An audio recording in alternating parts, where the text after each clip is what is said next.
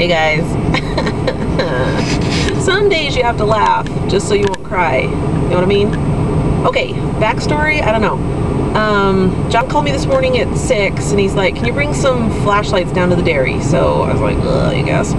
So, you know, start the car because it's all frosty, and I ran down and there were like some horse trailers and different things down here already, and I said, what's going on? And he's like, oh, barn fire.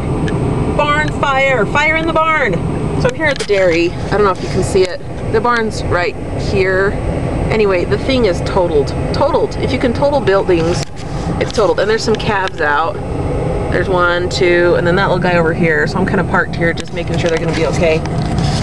So anyway, our milking barn caught on fire. We don't know why. They're going to have to do kind of an investigation. But it's a total loss, and it's still smoking. It's still smoking bad. I took some footage of it. I don't know if I'm going to put it up or not, because it's kind of personal. I mean, I want to kind of respect my in-laws' privacy. But I guess the fire started at 3 this morning, and I'm still keeping an eye on those cows. And Rogelio called, and they couldn't really understand what he was saying. They thought he said a bull was out, but he said the fire was, or you know, the barn was on fire. So it was either something electrical or maybe wood stove. I don't know. So it just ruined the whole thing. Just ruined it. So anyway, I don't know what to say. We've had so many fires lately and things like that. We had one a year and a half ago.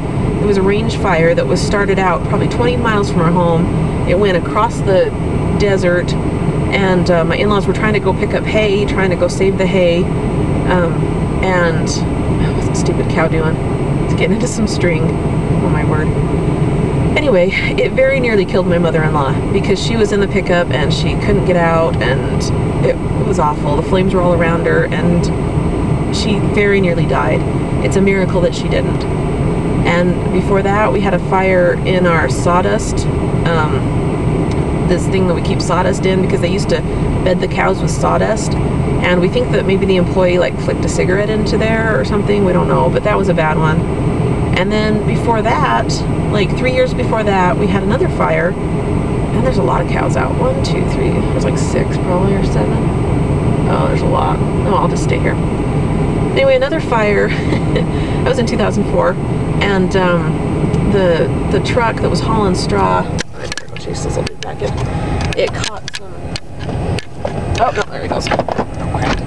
It caught the load on fire. Anyway, I'm gonna chase a cow back. Oh, he's not gonna go anywhere. Anyway, so we just had a time, but fortunately, get back there, you little stinker. We've got really good neighbors. I've already had 2 phone calls this morning from a couple of my friends. They're like, you know, friends that are women. They're like, is there anything we can do? You know, can we help you some way? And I'm just like, I wish I knew. Anyway, there's that guy over there, the electrician. He's trying to get power back to Grandma's house. It's interesting because Grandma is not here. She's down visiting her daughter, and she really didn't want to go. She's 90 years old, and she's been living here on the dairy, oh, since the 40s. Anyway, and about... That little guy that is still in the pen. Do you see that little cow? He's still in the pen. That's good.